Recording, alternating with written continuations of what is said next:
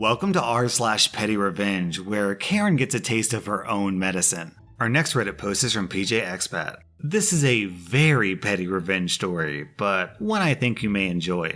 When I was a teenager, for about 8 months, I worked customer service at a shopping center type establishment. One of the parts of my job was issuing refunds for when vending machines didn't work. Basically, you put the money in the machine and it doesn't give you the product you paid for. We had a lot of vending machines, and you know those things don't always work right. All of our machines were numbered, and the policy was to ask for the number of the machine and then issue whatever refund they claimed it was. And considering that the majority of the refunds were for 50 cents or $1, management basically told us, "Look, just side with the customer, it's not worth the hassle." Well, one day I'm working when a Karen comes up, and she said that the Coke machine took her money and didn't give her the Coke she paid for. I asked her how much money the machine took, and she told me 50 cents. I then asked her what was the machine number. Now, at this point, I fully expected her to not know. In fact, very rarely would a customer know. In cases like that, the normal practice would be to ask them where the machine was located, and we'd fill in the rest ourselves. We wanted to know which machine caused the issue so we could send someone to fix it. Well, instead of saying, "I don't know," she freaked out and started yelling.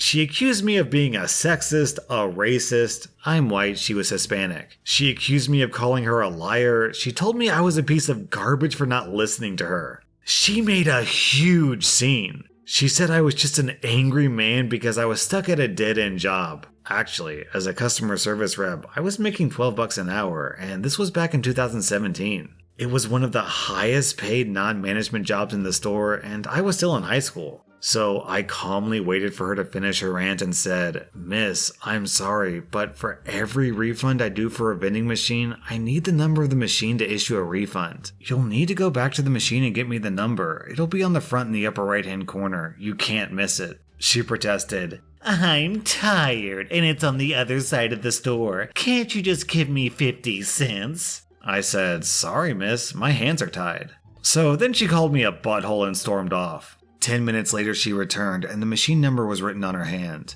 I smiled, pulled out the paper, and took my sweet time filling in the report. Normally, I would wait until after the customer left, but I really wanted to add the solid minute it would take to fill in the paperwork before I gave her the 50 cents. After everything was said and done, I asked her to read my report and sign where it says customer signature, which FYI we never did, but she was special. She took a second to read the report, signed it, and I gave her the 50-cent refund and wished her well. I then proudly walked into the back office where my supervisor was and handed him the report. And he laughed his butt off and said, "That was the lady that was screaming, wasn't it?" I said yes, and he said, "And you made her walk to the machine, didn't you?" I said yes, and he said, "And you made her sign the refund slip?" And I said yes, and he said, "Good man." Our next Reddit post is from Long Live Misanthrope. I think this is the most petty I've ever been, and no need to ask if I was the butthole, because I totally was. But it tickled me and a few others. This happened a few weeks back, and it still makes my friends and I laugh about it. I do deliveries around our town, and as such, I need gas to do so. There's one gas station I hit up every morning before work because the gas is cheapest. It's on my route to work, and it has a better selection of breakfast snacks and drinks than the others around it. Since I've been stopping off there a minimum of 3 times a week for the last 6 years, I've gotten to know the owner and a few of the longtime staff there. They're all good people and treat me nicer than normal employees do. So I try to treat them with as much respect as I possibly can. One morning while I'm filling up, one of the female employees, Rachel, was standing idly by one of the pumps. She has a few mental problems, but is one of the nicest people I know. So while my gas is being filled, I strike up a conversation. She tells me she ain't doing so hot because she's supposed to take out the trash from the outside bins and put it in the dumpster on the side of the building. The way the building is designed, there's only one way to get to the dumpster to put anything in it, and that way is clearly marked with signs and paint that says, "Do not park here or block the dumpster." I look over, and there's a caravan of about 5 minivans parked in the area. Most were in legit parking spaces, but the biggest one with a massive roof rack was parked awkwardly in front of the dumpster, completely blocking it off. I asked Rachel if she had asked them to move, and she said they would move when they were done, and that was over 30 minutes ago. I feel for Rachel and her sad face at that time, so I tell her I'll make it up to her. After putting the nozzle back and getting my car ready, I drove over to where the van was parked and parked my car in the first open parking spot behind it, effectively completely blocking it in. I get out of my car and walk about 5 steps away when a screeching Karen pokes her head out of the front window of the van. "Hey, can you move your car? I'm parked here." "Oh, but that's not a parking spot." "Well, yeah, that's why I'm trying to get out of it." "Okay, but hold on, I'll just be a minute." I proceed to walk inside the store to get my morning meal as I hear Karen screaming for me to come back. After I enter the store, I notice the place is overrun with families buying travel snacks. They're all milling about, but a few are looking out the windows saying, "I wonder what Karen is yelling about." They are clearly all in her caravan. By the time I grab my food and drink and make it to the checkout line, she stormed her way in and is trying to tell me to move my car now. I tell her I can't leave, that would be stealing. So I'm gonna buy my stuff and leave. She huffs at this and notices everyone in front of her is a member of her traveling party, so she just glares at me the whole time. I finally make it to the front after like 10 minutes and go, "Oh wait, shoot, this isn't what I wanted. I'll go put it back and grab what I really want." Luckily, I was still very early for getting to work, so I was milking it for all it was worth. Karen is fuming. When I make it back to the line, someone else is getting in line in front of me and Karen is trying to tell him to move so I can go first. The owner, Jess, tells her that she isn't allowed to talk to customers that way and one more burst from her and she'll kick her out of the store. Karen mutters to herself but is silent. I go up to check out, moving and talking as slow as I can, and ask for a lottery ticket as well. After paying, since no one is behind me, I scratch it off, and what do you know, I won a free ticket. So I buy another one and proceed to scratch it off.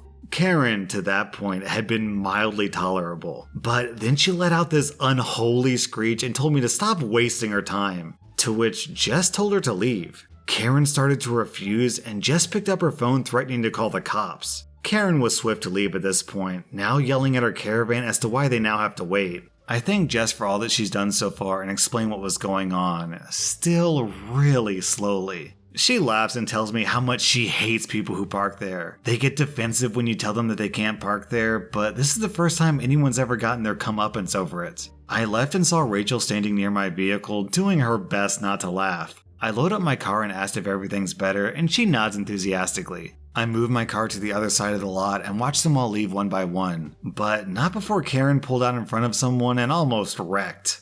Our next Reddit post is from some Alan guy. A little background. My current place is a fairly new build, backs to some woods, and was empty for a bit before we moved in. My neighbor has a corner lot that also has its back to the woods, but it's a bit of an odd shape since the woods are considered protected green space. Because of this situation, they would use maybe a third of my backyard when they did outdoor activities like volleyball, badminton, etc. None of this bothered me because their kids are really nice and respectful. Fast forward a couple of years and I'm having the backyard renovated. Well, the neighbor apparently had an issue with this because he kept bothering the crew during construction, telling them what they could and couldn't do, saying they were too loud or doing things wrong, and claiming that I had asked him to oversee the crew. Spoiler, I did not. Eventually, the head contractor has had enough and complains to me about the micromanagement. I go talk to the neighbor and he's acting like he's doing me a huge favor by keeping them in line, but agrees to back off. And he does, for about 2 days.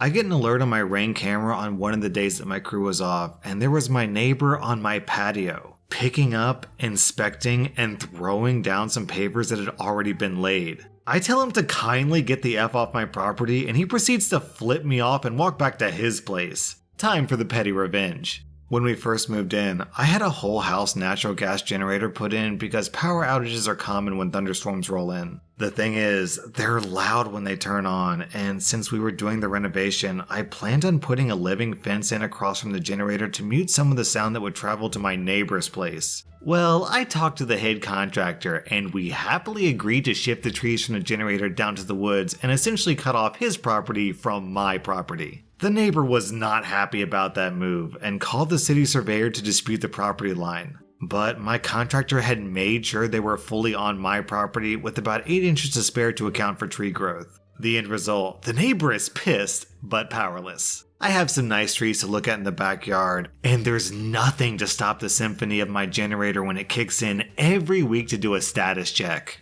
OP, this neighbor's already gone to your property and tried to meddle several times before, so I wouldn't be surprised if he does it again. If I were you, I would invest in some security cameras for your natural gas generator and your trees. If you get lucky, your douchebag neighbor will cut down your trees, and that investment will more than pay off.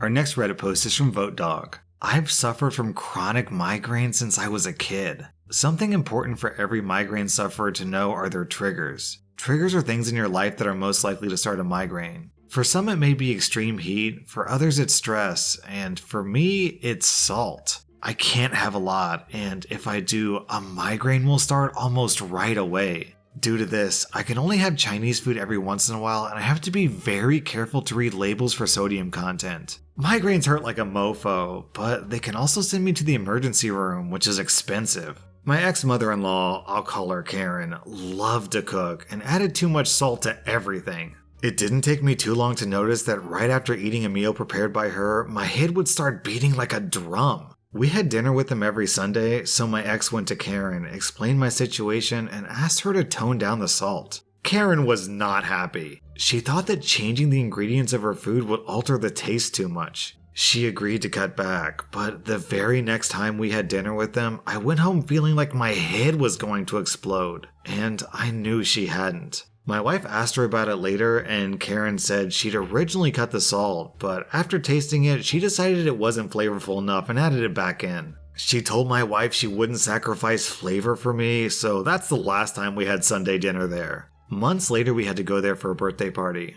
We arrived early, hours from dinner, so Karen hadn't yet started cooking. I was in the kitchen getting a beverage, and I saw her precious salt shaker sitting on the counter. I picked it up, went to the pantry, and hid it behind some boxes of cereal. When I was in there, I found the salt refill container, grabbed that, and hid it too. Hours later, Karen is cooking, and we hear a commotion. She's upset she can't find her salt shaker. She goes into the pantry, complaining that she also can't find the large salt container either. My wife and I were sitting outside, acting like nothing was out of the ordinary. She ended up cooking all the dishes without salt and complained the whole time about how terrible everything tasted. Karen was in a very bad mood as everyone dished up. It wasn't long before they started complimenting her on the food. People were saying it was some of the best she'd ever made. And from her face, you could see she was shocked to hear that. Several people said to her, "This is great! Did you tone down the salt? You use a lot, you know. This tastes like you used the perfect amount." To which Karen hissed,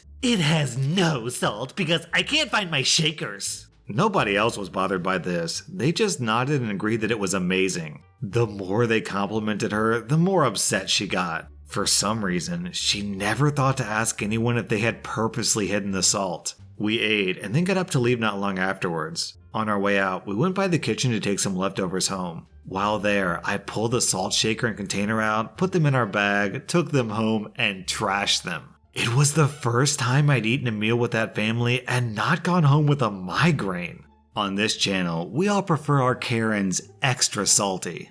Our next Reddit post is from Ansley Starr. Back around 2000 and 2002, my dad and a friend of his started a company. They put in the grueling and overwhelming amount of work necessary for it to have grown exponentially over the last 20 years. A couple of years ago, they had an opening for a technical editor and my dad offered me the position. I would just like to say that I'm so unbelievably grateful for this and I always will be. And I'm very mindful of the fact that I have to tread lightly sometimes. Every year during the holiday season, like most businesses, they throw a holiday party. They have several around the country, so every office has one, but the main one is where corporate is headquartered. The first year I attended the party, nobody knew who I was. I tend not to share who I'm related to, for obvious reasons, unless somebody asks. It's not a secret by any means, but it's not something I shout from the rooftops. Anyways, the bar opened an hour before the party technically started, and since it's an open bar, a few people were already quite a few drinks in. I went up to get a drink, and somebody whom I've never met introduced himself to me in a pretty rude and arrogant way.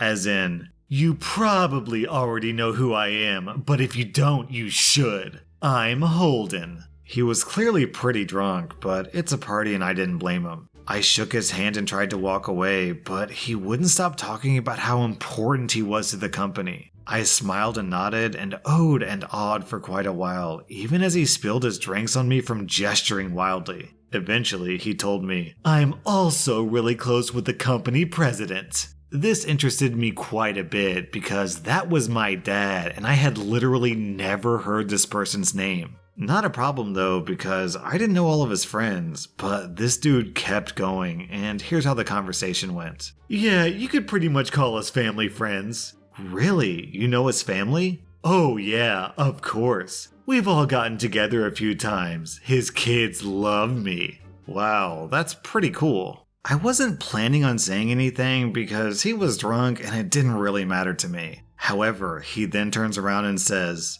"Okay, well, I have more interesting people to talk to now," and walked away. I was livid. First of all, you spilled your horrible dirty martinis all over me so I smell like olives. You were kind of a dick from the get-go, you waste 30 minutes bragging about yourself, and then you tell me I'm uninteresting? So I waited until the perfect moment when the party had started to taper off a bit. Our homeboy Holden was still there, even more drunk than he was before. He eventually made his way over to my dad and mom, chatting them up and whatnot. I sidle over to the group and he gives me the stink eye, probably thinking I'm trying to cozy up to them too. The look of horror on his face when my dad hugs me and kisses me on the cheek and says, "Hey honey, your brother's coming to pick us up. Do you need a ride?" was indescribable. It was a combination of, "I think I just messed my pants," and "I'm gonna yeet myself out of this window immediately."